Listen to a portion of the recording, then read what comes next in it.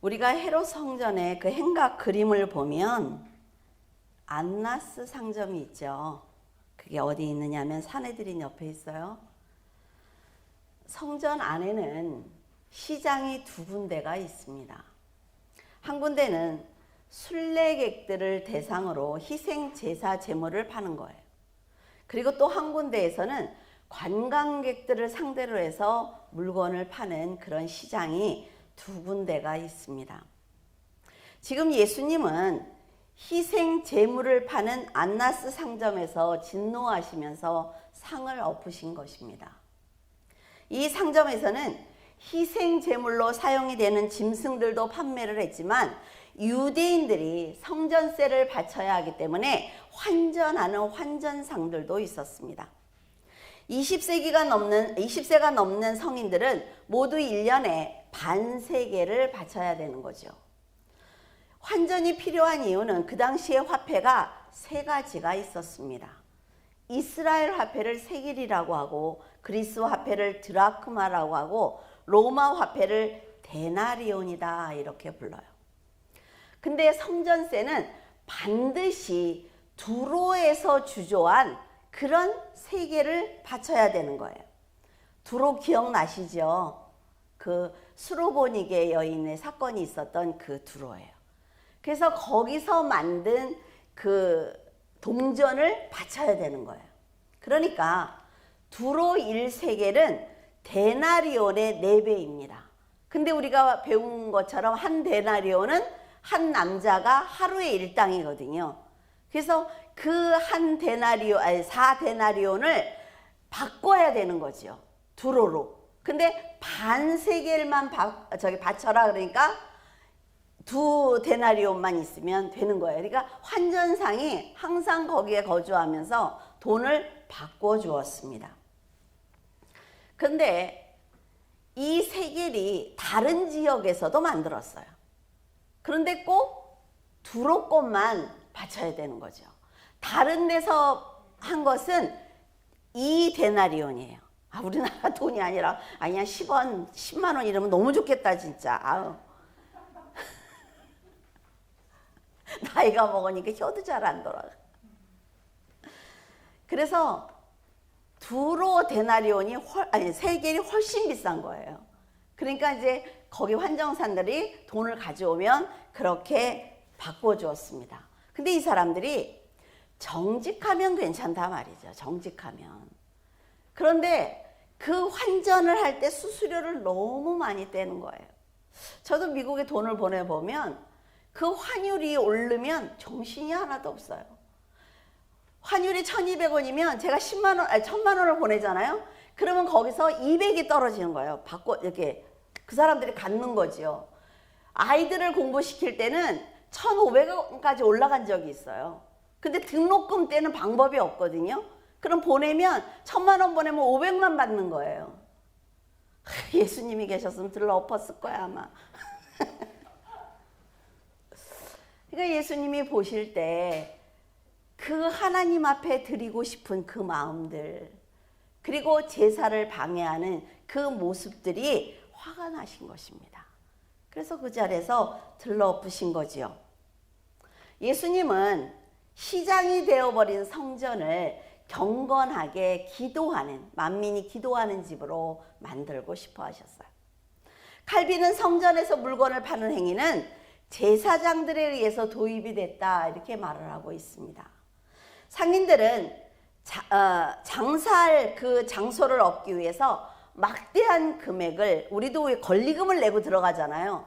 그런 것처럼 제사장들에게 막대한 돈을 내고 그 장사를 하기 때문에 그것을 회수하기 위해서 이런 행동들을 하는 거예요. 그런데 그 돈은 결국 제사장인 가야바와 안나스에게 돌아가게 돼 있습니다. 지금 뭐예요? 안나스 상점이잖아요. 상인들은 제사장들의 묵인 안에 순례객들의 돈을 착취하고 있었던 것입니다. 순례객들이 양을 한 마리를 키웠어요. 하나님께 드리고 싶어서. 근데 집에서 아무리 잘 키워도 흠이 있을 수밖에 없습니다. 상처가 날 수밖에 없어요. 그러니까 제사장들이 백성들이 아무리 좋은 걸 갖고 와도 안 돼. 이거는 도저히 하나님께 드릴 수가 없어. 그러면 못 드리는 거예요.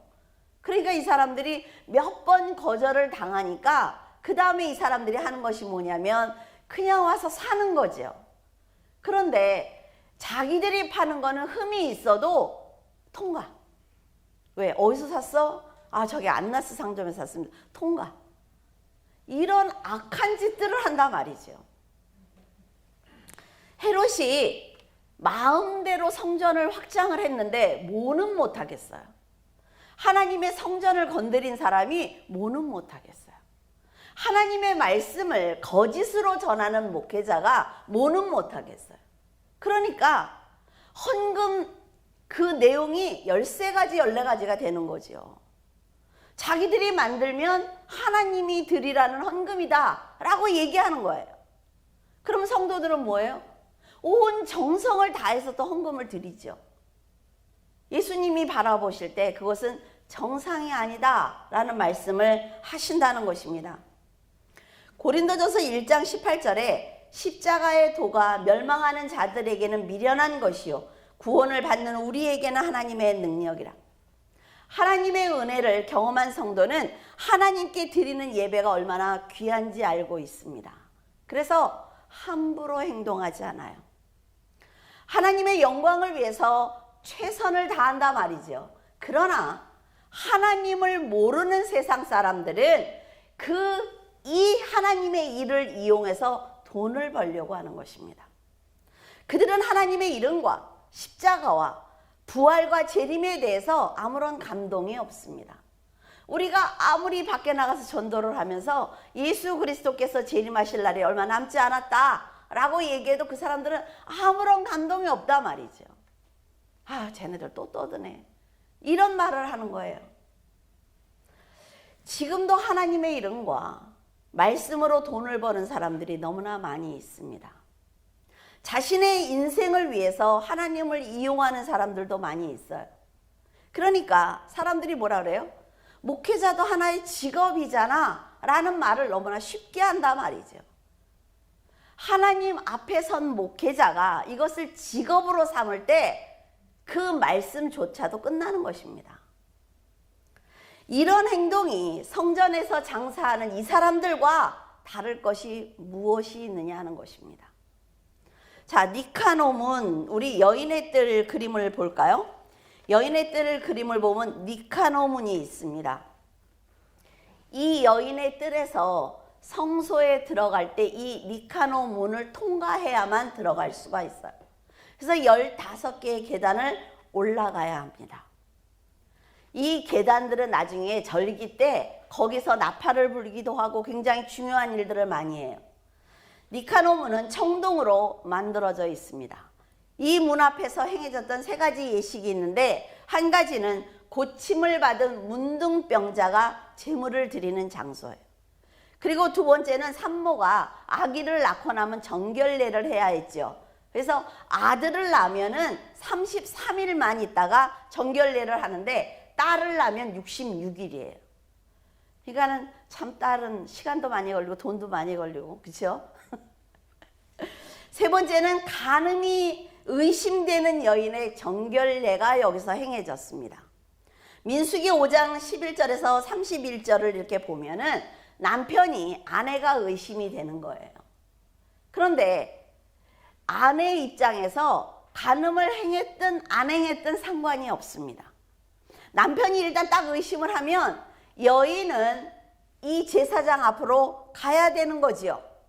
가서 소재 제물로 보리가루를 드립니다. 아주 거친 보리가루를 드려요. 이 소재는 죄악이 생각나게 하는 소재다라고 기록되어 있더라고요. 그래서 제사장은 이제 여인을 가까이 오게 합니다. 그러면서 여호와 앞에 세우는 거죠. 이때 여인의 뜰이 없었어요, 옛날에는. 그러니까 성막의 뜰, 이 뜰에서 이제 하는 거죠. 니카노문 앞에서. 한 가정과 한 여인의 운명이 달린 일입니다. 제사장이 남편과 친하다고 그래서 남편 얘기를 듣고 뇌물을 받고 네 아내가 그렇다고? 알았어, 내가 할게. 이러면 안 되는 거잖아요.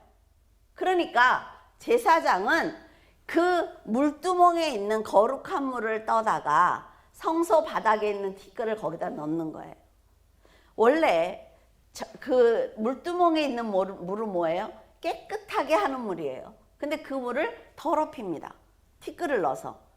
그래서 이 여인에게 맹세하게 해요.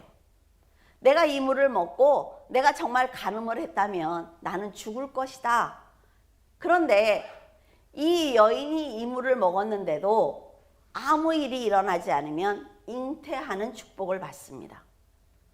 그러니까 하나님께서 지금 공평하게 하시는 거죠. 근데 우리가 왜 여자한테만 이래 이럴 수 있지만 그 당시의 시대상으로 볼 때는 하나님이 여인을 보호하시는 것입니다. 이거는. 그래서 여인이 그 물을 먹는 거예요. 먹어서 죽지 않으면 결백한 것입니다.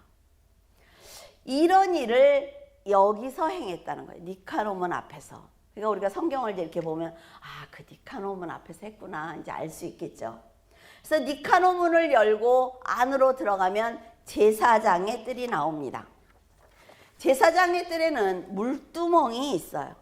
그리고 그 옆에는 10개의 파이프들이 이렇게 서 있는데 그거를 치면 굉장히 웅장한 소리가 난다고 해요. 그래서 그 소리를 녹음해 놓은 게 있나 아무리 찾아도 없더라고요. 그것도 좀 들려주고 싶은데 이스라엘의 뜰이 먼저 나오는데 이스라엘 뜰에서 2칸 올라가면 제사장의 뜰이에요. 그런데 그 중앙에는 다듬지 않은 돌로 만든 제단이 있습니다. 신명기 27장 6절에 보면 너는 다듬지 않은 돌로 내 하나님 여호와의 단을 쌓고 그 위에 내 하나님 여호와께 번제를 드릴 것이며 라는 말씀이 있어요. 번제단 위에 불은 항상 2군데를 펴놓는 거예요. 여기는 4군데가 이렇게 점이 있죠. 대속죄일에는 4군데의 불을 켭니다. 우리 다다음 주에 이제 대속죄일을 할 때 더 자세히 들을 수가 있어요. 이 불은 절대로 꺼치면 안 됩니다. 우리 옛날에 우리 할머니 때쯤 되나요? 그 아궁이의 불씨를 꺼트리면 안 되잖아요. 그렇죠? 그런 것처럼 마찬가지예요. 이 불을 꺼트리면 안 되는 거예요. 그런데 다른 불을 들인 사람들이 있었습니다. 그 사람들이 바로 아론의 아들들이죠. 자, 우리 아론의 아들들 그 계보를 좀 보면은 야곱부터 시작을 합니다. 그래서 아브라함의 그 자식들을 보면 요게벳의 자식 보면 아론과 미리암과 모세가 있어요. 근데 하나님께서는 아론의 자손을 택하셔서 대제사장으로 삼습니다. 그 아들들이 누구냐면 엘르아살과 비느하스 잘못 읽었네. 나답과 아비우와 엘르아살과 이다말입니다. 근데 2개는 까맣게 놨죠. 그들이 바로 다른 불을 드린 사람들이에요. 그래서 다른 불이다 해서 다른 불이 뭔가 했더니 뭐 정확한 건 없어요. 그냥 다른 불이다 이렇게 돼 있더라고요. 레위기 10장 1절에서 2절을 보면 다 함께 읽을까요? 아론의 아들 나답과 아비우가 각기 향로를 가져다가 여호와께서 명령하시지 아니하신 다른 불을 담아 여호와 앞에 분향하더니 불이 여호와 앞에서 나와 그들을 삼키매 그들이 여호와 앞에서 죽은지라. 출애굽기 28장 1절에서 2절을 보면 너는 이스라엘 자손 중 내 형 아론과 그의 아들들 곧 아론과 아론의 아들들 나답과 아비우와 엘르아살과 이다말을 그와 함께 내게로 나오게 하여 나를 섬기는 제사장 직분을 행하게 하라. 이런 놀라운 사명을 받습니다. 아론과 그의 아들들이 성소에 들어가고 나올 때 입을 옷을 하나님이 직접 말씀하시는 거예요.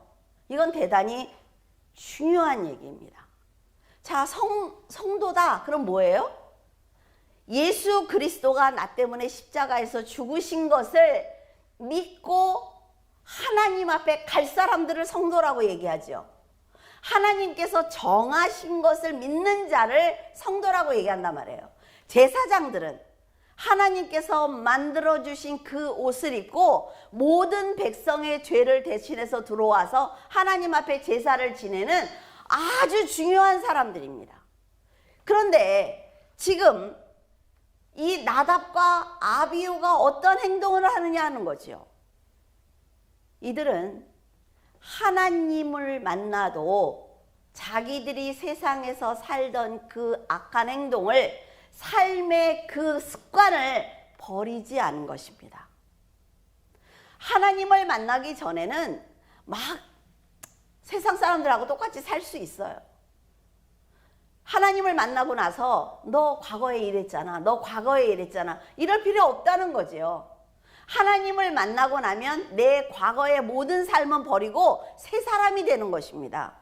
근데 나답과 아비후가 지금 그걸 하지 않은 거예요. 자신들이 입고 있는 이 제사장 옷을 얼마나 거룩하고 특별한지 관심이 없는 것입니다. 그래서 자기들이 지금 이 옷을 입고 하는 그 일이 하나님의 일이라는 생각을 하지 않는 것입니다. 자, 목회자라고 합시다. 그러면 일주일을 아무렇게나 살아요. 자기 마음대로. 그리고 주일날 올라와서 그냥 설교만 거룩한 척하면 돼. 그러면 성도들은 속아요. 왜? 목사니까. 그렇지만 누구는 안 속아요? 하나님은 속지 않아요. 그리고 내 자신은 속지 않아요. 내가 어떤 행동을 했는지 나는 안다는 거죠. 하나님께 분향을 한다는 건, 성도들을 앞에다 두고 목사가 설교한다는 것은 하나님께 가장 가까이 가는 일이에요. 자, 휘장이 있어요. 휘장 앞에서 분향하는 거죠. 지금 그 휘장만 열면 지성소예요. 거기서 분향을 하는 제사장이 하나님의 명령을 거역하는 것입니다. 성소 안에 설치된 분향단에 아침 저녁으로 그 향을 사를 때 사용되는 불씨는 번제단에서 가지고 오거든요. 그 제사장 뜰에 있는. 그래서 성소로 들어가서 거기서 분향을 하는 거예요. 그러니까 이 번제단에 있는 불은 절대로 꺼치면 안 되는 것입니다. 그런데 나답과 아비후는 번제단의 불을 사용하지 않은 거죠. 여호와의 규례를 멸시한 이런 행위는 여호와의 진노를 사기에 아주 충분합니다. 거짓된 불을 들인 나답과 아비후는 여호와의 불로 그 자리에서 죽었습니다. 그런데 이제 이 상황을 옷도 타지 않았는데 그 사람들만 죽었다 이렇게 기록이 되어 있더라고요. 자, 레위기 10장 5절에 그들이 나와 모세의 명대로 그들을 옷 입은 채 진 밖으로 메어내니, 제사장은 절대로 제사장의 옷을 입고 진 밖으로 나갈 수 없습니다. 그런데 이들은 지금 제사장 옷을 입은 채로 죽었어요. 그러니까 그대로 갖다 버리는 겁니다. 그 제사장 옷까지. 이게 뭐예요? 지금 우리들의 삶과 똑같은 거예요. 하나님이, 내가 하나님 앞에 기도하고 하나님을 사랑하는 마음이 우리에게 있습니다. 이 사람들도 제사장식을 할 때 얼마나 기뻤을까요? 아빠랑 할 때, 아론하고. 아, 내가 뭔가가 된 것 같고 내가 한번 열심히 해봐야지라고 했겠지요. 나답과 아비후도. 우리도 마찬가지죠. 우리가 하나님을 만나고 하나님께서 내 삶에 함께 하시면서 모든 걸 해결해 주시고 인도하실 때는 나도 열심히 살아봐야지 한단 말이에요. 그런데 내가 하나님 앞에 돈을 받고, 아까 우리 집사님이 얘기한 것처럼 직장도 들어가고 승진도 하고 모든 삶이 평안해지면 어때요? 됐어. 이제는 내가 한번 살아봐야지. 그럴 때 어때? 하나님이 그래? 그러면 네가 갖고 있는 그 돈과 직위와 모든 거 다 갖고 나가. 하나님이 버리시는 겁니다. 지금 나답과 아비후하고 똑같은 거예요. 제사장이 이 옷을 벗긴 다음에 나가 이러시면 되잖아요. 그렇지 않습니다. 그 기가 막힌 옷을 입고 있는데 그 옷을 입은 채로 죽이는 거죠. 여러분, 하나님을 쉽게 생각하면 안 됩니다. 하나님께서 아론을 선택하셨고 그의 네 아들을 제사장으로 세워주셨어요. 하지만 나답과 아비후는 그 삶의 습관을 버리지 못해서 하나님께 부름을 받고도 죽임을 당한 것입니다. 그 12제자의 가룟 유다도 얼마나 그 12명이 들어가는 게 어렵겠어요? 그런데 그냥 버림을 받는 거예요. 그 인간성이 변하지 않으니까. 그의 인격이 너무 지저분하니까. 하나님이 거기다가 더 말씀을 넣어주고 더 힘을 실어주면 더 악해지겠죠. 여러분, 하나님께 부름받는 건 누구나 할 수 있어요. 이들처럼 대제사장이 되고 제사장이 되는 거는 그 혈통에 의해서 하는 거지만 목회자가 되는 건 누구나 할 수 있습니다. 학교에 가면 돼요. 그러나 그 직분을 하나님과 나와의 1대1의 관계로 생각하고 그 직분을 수행하는 거는 다른 문제라 말이에요. 레위기 10장 8절에서 9절에 여호와께서 아론에게 말씀하여 이르시되 너와 내 자손들이 회막에 들어갈 때에는 포도주나 독주를 마시지 말라. 그리하여 너의 죽음을 면하라. 이는 너희 대대로 지킬 영영한 규례라. 나답과 아비후가 즉사하고 난 다음에 하나님께서 제사장들에게 성소에 들어올 때 포도주나 독주를 마시지 말라고 명령하셨어요. 왜 그랬을까요? 그들이 술을 먹고 들어온 거예요. 술을 먹고 이성을 잃고 그런 짓을 한 거예요. 그래서 하지 말라고 하는 거죠. 성도들에게 술과 담배를 금하는 이유는 바로 그것입니다. 멀쩡할 땐 잘하겠죠. 정상적일 때는. 그러나 술, 담배를 먹고 나면 달라진단 말이에요. 마음이 흩어진다고요. 내 옆에 있는 사람이 내 자식일 수도 있고 내 아내와 남편일 수도 있고 정말 내가 정말 친한 친구일 수도 있어요. 내가 멀쩡한 정신 때는 참 저렇게 살아야지. 나도 저렇게 살아야지. 근데 술을 먹고 나면 아휴, 나하고 다른 게 뭐가 있어? 저 사람이 천국에 가면 나는 하나님 안 믿어. 이런 말들을 하잖아요. 그 사람들이. 그래서 말씀드리는 거예요. 성도들이 술을 먹든 뭐하든 무슨 상관이 있습니까? 솔직히. 그러나 하나님의 일을 방해한다는 거죠. 하나님의 일을. 나답과 아비후의 이 사건은 그래서 지금 우리에게 알려주시는 거예요. 그러니까 나는 술, 담배 안 하니까 세상 사람들하고 만나지도 않을 거야. 이건 바보예요. 왜? 우리가 육을 가지는 세상에서 살아야 되기 때문에 그들과 좋은 관계를 맺어야지요. 술을 먹지 않으면 그 사람들과 인간관계를 맺을 수가 없어. 이건 자기 생각이라는 거예요. 하나님을 떠난 자기의 생각. 하나님과 동행하면 절대로 그러지 않습니다. 자, 피조물에 불과한 유한한 그 인간이 창조주 하나님을 완전하게 안다는 건 쉽지 않습니다, 여러분. 어떻게 쉬워요? 그러나 나답과 아비후는 출애굽 사건부터 지금 하나님께서 어떻게 자기들에게 역사하시는지 다 알고 있다고요. 여러분들 여러분의 삶에서 하나님이 역사하시는 거 모릅니까? 알지요? 하나님의 말씀이 한 가지도 이루어지지 않은 걸 안다 말이에요. 그런데 눈에 보이지 않으니까 마음대로 하는 거지요. 그러나 하나님은 눈에 보이지 않지만 영원한 능력과 신성을 통해서 우리에게 하나님이라는 분이 살아있다는 걸 알려주십니다. 여러분들도 다 아시죠? 하나님이 어떤지. 그런데 우리가 잘못을 저지를 때, 죄를 저지를 때 왜 밀어놓는지 모르겠어, 하나님. 지금 이 사람들은 이런 행동을 했다는 거, 제사장의 옷을 입고 술을 먹고 성소에 들어가서 다른 불을 드렸다는 건 그 자체로 믿음이 없다는 것입니다. 교회를 아무리 다니면 뭐합니까? 교회를 아무리 다니면 뭐예요? 저도 학교에 가서 학생들하고 수업을 할 때 성경 몇 독 읽었는지 손들어 보라 그러면 정말 여기서 이렇게 올라올 때가 있어요. 자, 로마서 4장 3절에서 7절에 보면 아브라함이 하나님을 믿음에 그 믿음이 의로 여겨졌다라고 말하고 있습니다. 우리가 의로운 게 아니에요.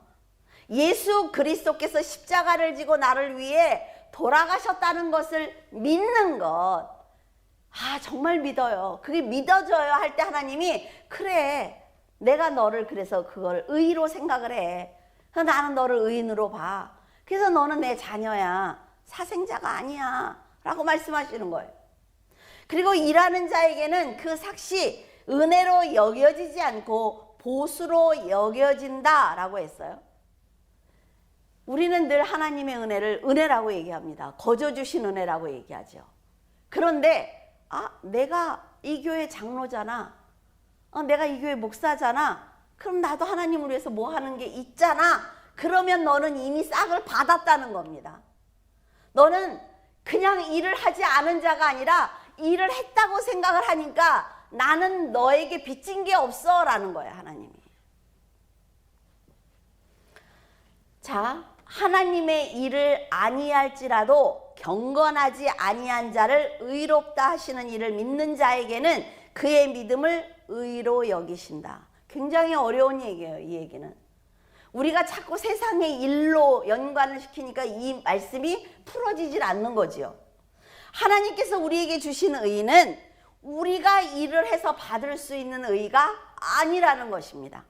오직 예수 그리스도께서 이루어 주셔서 그것을 우리에게 주신 의이기 때문에 그 일은 우리가 할 수도 없고 스스로 경건할 수도 없는 거예요. 그러니까 우리는 늘 일을 하지 않은 자입니다. 그래서 여러분들이 하나님 앞에 교회 일을 할 때 내가 지금 뭘 하고 있잖아 라고 느끼는 거는 헌신하는 게 아니에요. 정말 하나님이 좋아서 최선을 다해서 열심히 하는 사람들은 불평하지 않습니다. 차라리 너무 벅차면 말하면 돼요. 그래서 조금 덜어내면 되죠. 그런데 내가 혼자 다 하잖아. 이건 일하는 게 아니라 말이에요. 그런데 하나님께서 그렇게 말씀하시죠. 일한 것이 없이 하나님께 의로 여김을 받는 자들이 복이 있다. 하나님께서 하셨다는 걸 인정만 하면 된다는 거죠. 예수 그리스도께서 나를 위해 십자가를 지셨어.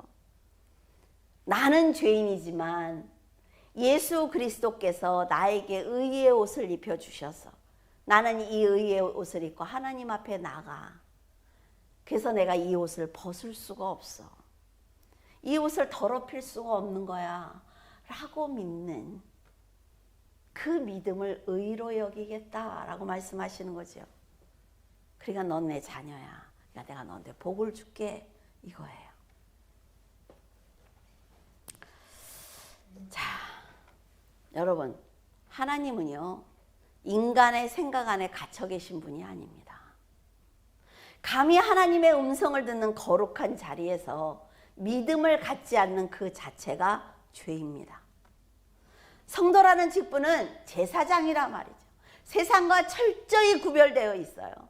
근데 우리 어때요? 예수 그리스도께서 오실 때 내 이름을 부르셨으면 좋겠다. 그 나팔 소리가 나한테 들렸으면 좋겠어. 나도 순식간에 공중으로 들림 받았으면 좋겠어 라는 생각하시지 않습니까? 그러면 최소한 세상과 약간 절대로 구별되는 그런 모습은 보여드려야 되는 거 아니에요? 하나님께서는요, 하나님이 가진 좋은 모든 것을 인간과 공유하기를 원하세요. 인간들을 이해하고 돕기 위해서 일하고 계십니다. 그러니까 우리가 먼저 염려하고 근심할 필요가 없다 말이죠. 공의롭고 완전하신 하나님의 명령을 거역하거나 정하신 규례와 법을 어겨서는 안 됩니다. 여러분이 하나님께 순종하기 위해서 최선을 다할 때 하나님의 사랑이 더럽혀지지 않는 것입니다. 우리는 너무 당연하게 생각해요. 하나님이 나한테 하시는 거 당연하지. 내가 오늘 기도하면 하나님이 이런 문제는 해결해 주시겠지. 왜? 내가 교회 다니잖아. 아니요. 하나님은 그렇게 어리석은 분이 아니에요. 정말 여러분을 사랑하시면 고난을 주실 것입니다. 왜? 고난 가운데 나를 만나라는 거야. 나를 만나라. 그러면 고난의 옷은 내가 벗길 수 있어. 이게 하나님이에요. 자, 성소는 성소에 대한 건 한 번 더 정확하게 자세하게 살펴보기로 하겠어요. 살짝 스치고 지나가겠습니다. 성소에 들어가면 정면에 분향단이 있습니다. 그리고 북쪽에 떡상이 있다고 배웠죠. 그리고 남쪽에는 촛대가 있어요. 분향단 바로 앞에는 휘장이 있습니다. 휘장을 열면 지성소가 있어요. 여러분들의 머릿속에 이걸 다 넣어놓으면 훨씬 쉽습니다. 자, 우리가 이제 성소와 지성소 주위에 있는 방들을 보면서 한 가지씩 이렇게 좀 생각을 해보겠어요. 이거를 알면 여러분들이 이제 성경을 읽을 때 이게 이래서 이러는구나 이렇게 알 수 있죠. 근데 성경에는 이렇게 방이 있다 막 이런 게 잘 안 나와 있잖아요. 그렇죠? 자, 여기 1번에 위장 챔버라고 있네. 위장이 아니라 휘장이에요. 가리니까 한 단계 더 생각을 하셔갖고 위장 챔버라고 그랬어요. 여기에는 82명의 여인들이 휘장을 만드는 일을 해요. 근데 이 여인들은 하나님께 바쳐진 사람들이에요. 자기들이 서원해서 결혼하지 않고 이곳 성소에 머물면서 기도하고 휘장만 계속 만드는데, 카톨릭 쪽에서는 성모 마리아가 이 일을 했다 이렇게 얘기를 하고 있는데 우리 기독교에서는 그 얘기를 전하지 않습니다. 두 번째는 양챔버예요. 양챔버. 여기는 제사를 위해서 항시 6마리의 양을 보관합니다. 제사장들이 항상 양을 돌봐요. 그리고 양과 친해지려고 노력을 해요. 왜냐하면 제물로 바쳐질 때 양이 도망가거나 막 난리를 치면 안 되잖아요. 그러니까 너무 슬픈 일이긴 한데 그런 일들을 하고 있어요. 그래서 제물 양을 준비하고 있어요. 이 사진이 좀 너무 많죠. 이거 구하느라고 쉽지 않았어요. 네, 여기저기 돌리지 마세요. 세 번째는 본부 챔버입니다. 제사장들이 순번제로 성소에서 제사를 담당하거든요. 근데 대제사장들은 예루살렘에 살아요. 근데 나머지 제사장들은 다 흩어져서 삽니다. 자기 순번에만 오면 되니까. 근데 이때 와서 본부 챔버에서 자는 거예요. 그리고 아침에 이제 상번제를 시작으로 일을 시작을 하는 거지요. 이 본부 챔버는 4층으로 되어 있습니다. 그래서 1층에서 잠을 자고 지하에 있는 정결탕에 가서 목욕을 하는 것이죠. 그래서 정결 예식을 행하고 나면 물두멍에 가서 손과 발을 닦습니다. 근데 우리가 이제 속죄일이나 나팔절을 보면 제사장들이 얼마나 거기 가서 손발을 닦는지 몰라요. 이게 굉장히 중요한 거죠. 우리도 날마다 회개하는 것이 굉장히 중요한 걸 알 수가 있습니다. 그래서 이 본부 챔버회를 보면 나이 드신 분은 침대에서 자고 젊은 사람들은 그 바닥에서 자는 그런 모습도 있더라고요. 4번은 파르바 챔버인데 제물에 뿌리는 소금을 보관하는 방이에요. 근데 이름들이 이상하지요. 이게 왜 그러냐면 니카노 문 이런 거는 그 사람이 헌금을 한 거예요. 그걸 질 때.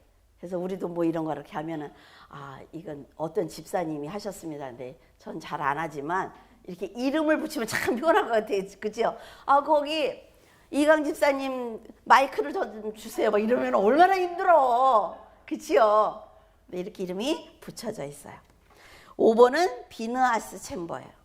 제사장들의 옷이 보관되어 있습니다. 그래서 정결탕에서 정결 예식을 마친 제사장들이 이 비느하스 챔버에 와서 제사장 옷을 갈아입는 거죠. 6번은 스톤 챔버. 서기관들이 성경을 필사하고 성전 공무와 관련된 문서를 보관하는 방입니다. 그러니까 제사장들이 와서 뭐가 필요할 때는 여기 와서 찾는 거죠. 7번은 골라 챔버. 요 앞에 물두멍이 있잖아요. 우리가 그림을 보면 골라 챔버, 거기 앞에 보면 물두멍이 있죠.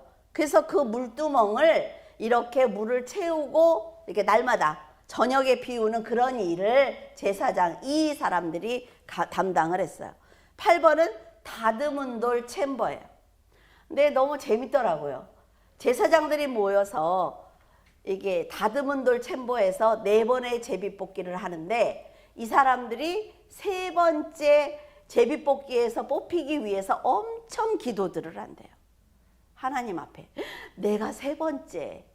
근데 나머지 보니까 다 잡일이야. 뭐 청소하고 나무 날르고 막 이러니까 나래도 이거를 하고 싶더라고요. 자, 이거를 다듬은 돌 챔버에서 한 거예요. 첫 번째 제비뽑기에 뽑힌 제사장은 전날의 희생제사에 그 제물에 죄를 버리는 일을 해요. 뭐 좋겠어 이거를, 그죠? 그래서 그 죄를 여러분에게 여러 번 얘기했죠. 동문 수산문을 통해서 기드론 골짜기로 해서 지도가 머리에 있어요? 있어야 돼요. 그래서 여기는 감난산이고 이쪽에다가 해서 갖다가 버리는 거예요. 그 일을 해. 그래서 이 사람들이 또 뭐도 하냐면 제단도 준비해. 나무. 목재를 올려놓는 일을 해요. 그러니까 제사장 같지 않을 거예요. 그렇죠? 막 이런 일을 하니까. 우리도 우리 교회 와서 맨날 쓰레기 버리고 화장실 청소하면 어때요? 내가 뭐 이거 하려고 여기 교회를 다녀 이러죠. 그러지 않았을까 싶어요. 이 목재는 목재방에서 그날 이제 부정한 사람을 만나거나 부정한 걸 보면은 제사장 일을 할 수 없잖아요. 그러니까 가서 성소에 들어가는 일을 못하고 이 사람이 밖에서 여인의 뜰에 그 방이 있는 거 기억하시죠? 그 방 거기서 목재에 벌레가 있나 없나를 고르는 일을 해. 이거 얼마나 싫겠어. 가위바위보 잘해야 돼, 제비뽑기를. 그 벌레를 고르는 일을 하는 제사장이 거기 있어요. 그래서 그 사람들이 이거 벌레가 없어요. 그러면 이 사람들이 이 제사장들이 가서 갖다가 쌓는 일을 하는 거예요. 이 목재는 무화과 나무였다고 하는. 자, 레위기 6장 12절에서 13절 같이 읽어볼까요? 제단 위에 불은 항상 피워 꺼지지 않게 할지니 제사장은 아침마다 나무를 그 위에 태우고 번제물을 그 위에 버려놓고 화목제의 기름을 그 위에서 불사를 찌며 불은 끊임없이 맞죠? 네, 제단 위에 피워 꺼지지 않게 할지니라. 그래서 이게 굉장히 중요한 일입니다. 굉장히 중요한 일이에요. 두 번째 제비뽑기에 뽑힌 제사장들은 제물을 올리는 일을 하는 거죠. 그리고 촛대와 분향단을 닦는 일을 해요. 힘들면 나가도 되는데. 자,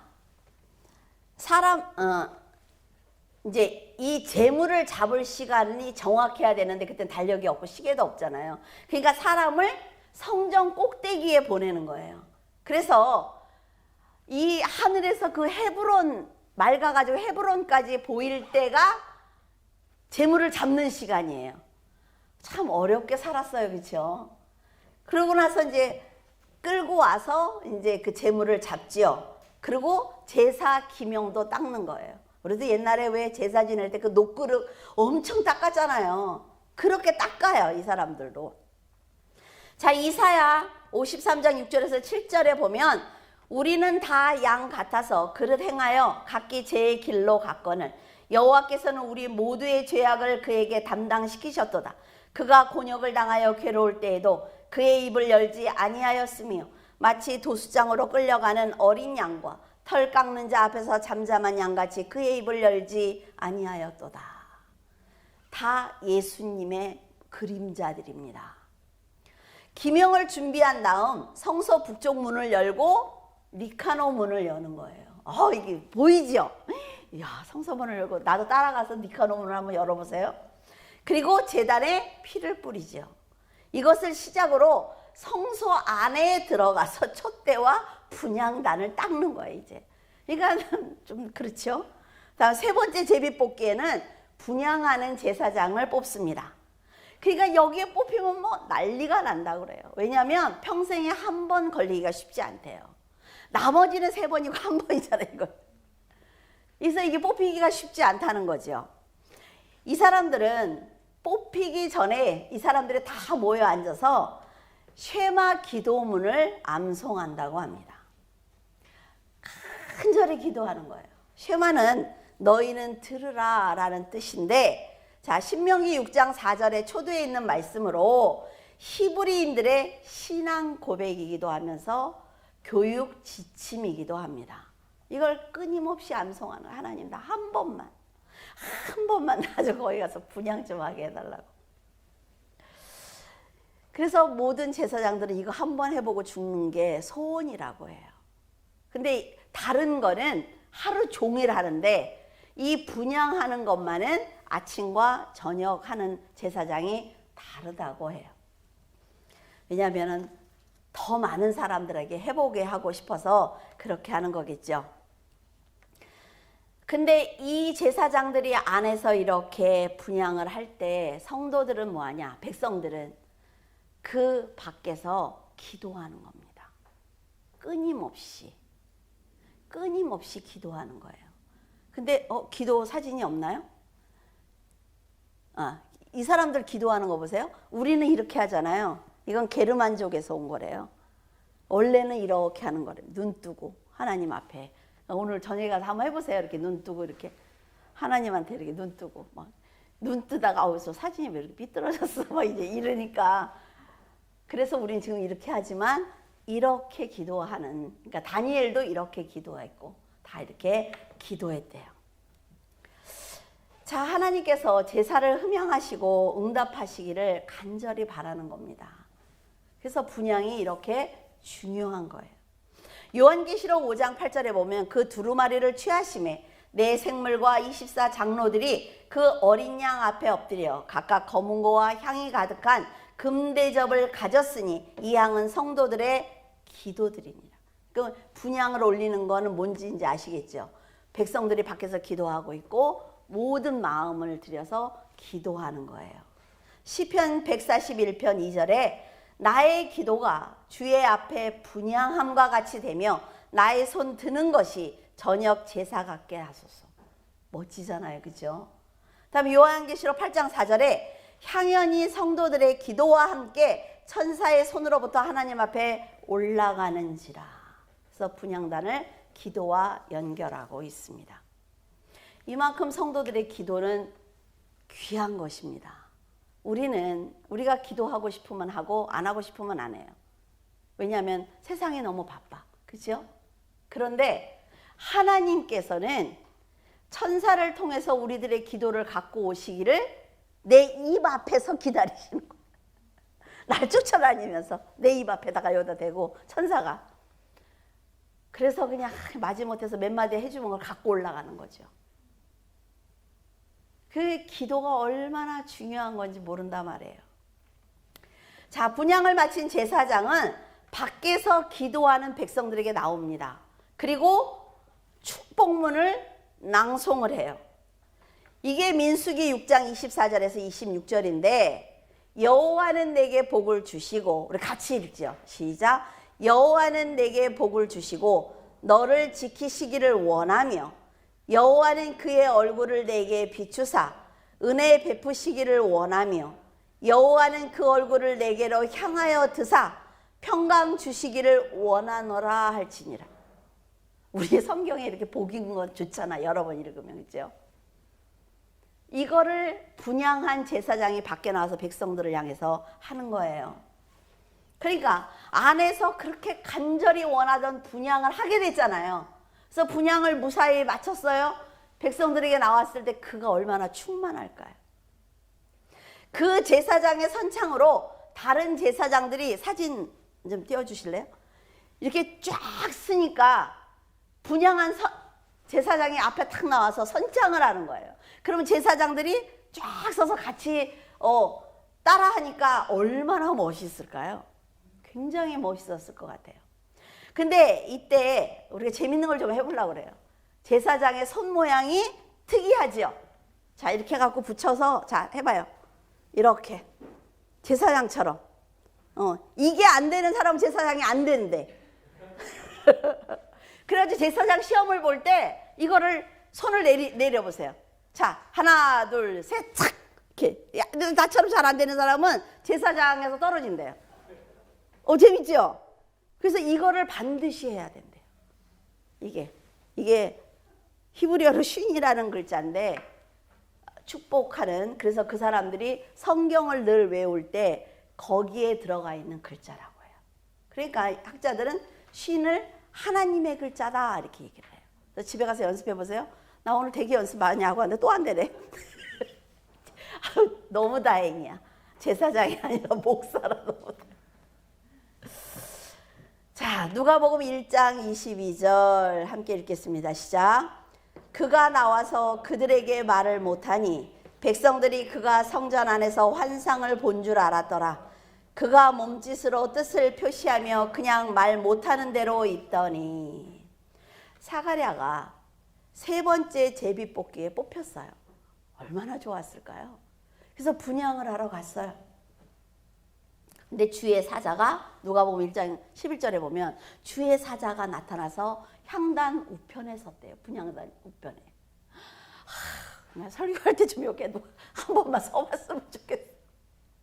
얼마나 가슴이 떨렸을까요? 그러니까 사가랴가 그 휘장 앞에서 분향했다는 증거가 되겠죠. 이제 성경을 읽으면서 그림을 그려보세요. 그때 천사가 네 아내 엘리사벳이 너한테 아들을 낳을 거야 라는 얘기를 해줬어요. 그러면서 이름을 요한이라고 줘라. 근데 이 사람들이 나이가 많단 말이에요. 그러니까 이렇게 하나님은 꼭 이렇게 하세요. 절대로 사람이 할 수 없는 그런 상황을 만드세요. 이걸 여러분이 잘 아셔야 돼. 이 상황을 하나님은 꼭 만드시거든요. 왜냐하면 내가 혼자 했잖아. 이걸 얘기하고 싶어 하세요. 하나님은 좀 개구지셔갖고 막 이런 여건이 많아서 누구라도 붙들어서 그 일이 이루어질 수 있을 때는 안 하세요. 하나님은. 그래서 정말 누군가 나를 도울 수 없는 상황이 됐을 때 하나님이 이제 일하실 차례인가 보다. 그럼 기도하면 돼요. 이게 하나님의 방법이거든요. 그러니까 사가랴와 엘리사벳은 기대가 없었다고요. 인간의 몸으로 절대로 할 수 없는 일이니까. 그런데 하나님이 사가랴에게 세례 요한을 주시는 것입니다. 그때 누가 왔어요? 가브리엘이 왔죠. 그래서 그 엘이라는 이름이 하나님이고 가브리는 하나님의 사람이라는 뜻, 사람.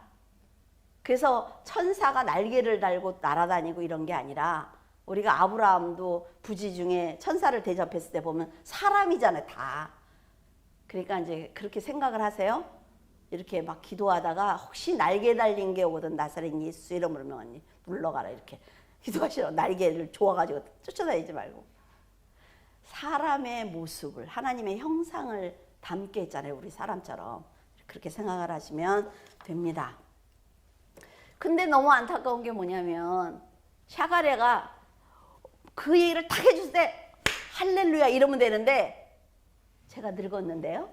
이랬단 말이에요. 그러니까 그래? 그럼 너 말 못해. 아기가 태어날 때까지 너 그럼 입 다물고 있어? 이렇게 된 거예요. 근데 여러분 생각을 해보세요. 분향한 제사장이 나와서 이거를 해야 되잖아. 이거를 해봐요 여러분도. 또 안 돼가 짜증난다. 이렇게 자 이렇게 해가지고 축복문을 낭송해야 되는데 이거는 했는데 말을 못하래 이제. 그럴 때 얼마나 당황했을까요? 근데 저는 막 춤을 췄을 것 같아. 내가 백성이라면. 와, 하나님 안에서, 저 성막 안에서 뭔 일이 있었구나. 하나님을 만났나 보다. 얼마나 흥분이 될까요? 그러니까 사람들이 그때는 너무나 그런 일이 많이 일어나니까 그냥 안에서 무슨 일이 있었구나라고 백성들이 생각했대잖아요. 그죠? 자, 네 번째 제비뽑기에서 뽑힌 사람은 제물을 태우고 소재 관제를 드리는 일을 담당했습니다. 제비뽑기는 항상 공평했어요. 공평했습니다. 근데 그 제사장 마음이 성소에 한 번만 들어가 보는 게 소원이었다. 자, 이제 헤롯 성전을 간단히 우리가 다 살펴보았습니다. 헤롯의 욕심으로 확장된 성전입니다. 근데 저는 이걸 공부하면서 너무 감사했던 게 뭐냐면, 그랬을지라도 그 안에서 제사를 지내는 사람들이나 밖에 있는 백성들이 하나님을 향한 그 간절한 마음은 변하지 않았구나라는 생각이었어요. 지금도 세상 마찬가지입니다. 교회가 얼마나 하찮습니까, 지금. 그러나 교회 안에서 하나님을 향한 예배를 드리는 우리 성도들의 마음은 변하지 않았어요. 그러니까 하나님과 나와의 관계만 잘 이루어지면 된다는 거죠. 여러분이 드리는 예배나 하나님께 드리는 기도는 천사가 하나님의 보좌 앞에 드리는 것은 변함이 없습니다. 하나님과 우리가 1대1로 소통하는 것. 예수 그리스도가 십자가에 돌아가실 때 휘장이 찢어지면서 함부로 들어가면 죽었던 그 지성소에 우리가 지금 들어가서 그 하나님과 동행하고 있다는 것. 이걸 절대로 잊어버리면 안 돼요. 그래서 하나님의 제사는 한치의 오차도 없어야 합니다. 그것처럼 성도들의 예배를 드리는 그 마음도 하나님 앞에 한치의 오차도 없이 하나님을 사랑하고 하나님을 존경하고 하나님을 섬기는 그 마음이 항상 가득하시기를 바랍니다. 기도하겠습니다. 할렐루야. 살아서 역사하신 하나님, 은혜를 감사를 드립니다. 저희들이 아무리 열심히 공부를 한들 하나님의 깊으신 마음을 어찌 다 전할 수가 있겠습니까? 그렇지만 하나님, 이 작은 설교의 말씀을 통하여 성도들이 성장하기를 원합니다. 그리고 하나님을 더 가까이 만나기를 원합니다. 그래서 세상은 어둠 속으로 달려갈지라도 성도들은 빛 가운데 있게 하여 주시옵소서. 오직 말씀을 가지고 흔들리지 아니하는 아버지 믿음을 가지고 주님 앞에 서게 하시고 잘했다 칭찬받는 귀한 성도들이 될 수 있도록 축복하여 주시옵소서. 주님께서 함께 하심을 감사하며 우리 주 예수 그리스도 이름으로 기도드립니다. 아멘.